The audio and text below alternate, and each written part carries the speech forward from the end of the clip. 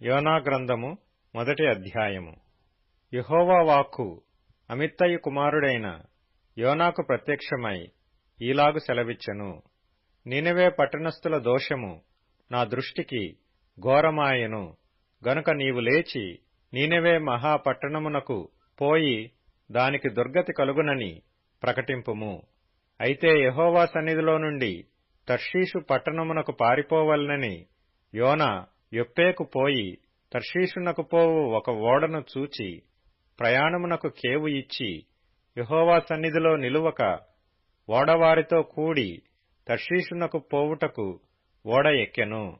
అయితే యెహోవా సముద్రము మీద పెద్ద గాలి పుట్టింపగా సముద్రమందు గొప్ప తుఫాను రేగి ఓడ బద్దలైపోవు గతి వచ్చెను. కాబట్టి నావికులు భయపడి ప్రతివాడును తన తన దేవతను ప్రార్థించి ఓడ చులకన చేయుటకై అందులోని సరుకులను సముద్రములో పారవేసిరి.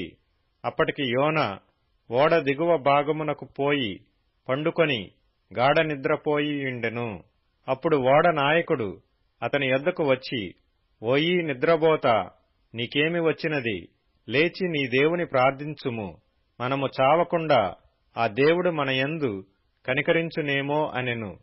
అంతలో ఓడవారు, ఎవరిని బట్టి ఇంత కీడు మనకు సంభవించినది తెలియుటకై మనము చీట్లు వేతము రండెని ఒకరితో ఒకరు చెప్పుకొని చీట్లు వేయగా చీటి యోనా మీదికి వచ్చెను.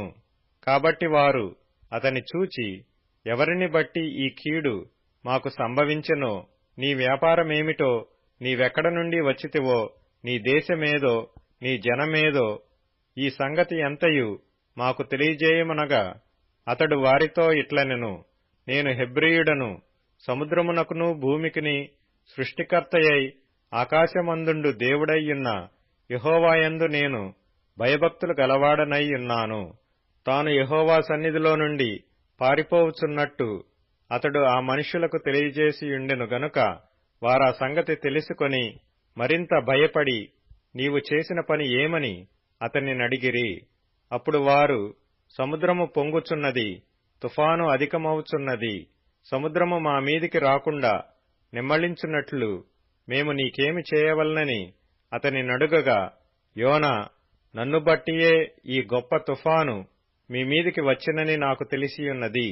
నన్ను ఎత్తి సముద్రములో పడవేయుడి, అప్పుడు సముద్రము మీ మీదికి రాకుండా నిమ్మళించునని అతడు వారితో చెప్పినను వారు ఓడను దరికి తెచ్చుటకు తెడ్లను బహు బలముగా వేసిరి గాని గాలి తమకు ఎదురై తుఫాను బలము చేత సముద్రము పొంగియుండుట వలన వారి ప్రయత్నము వ్యర్థమాయెను.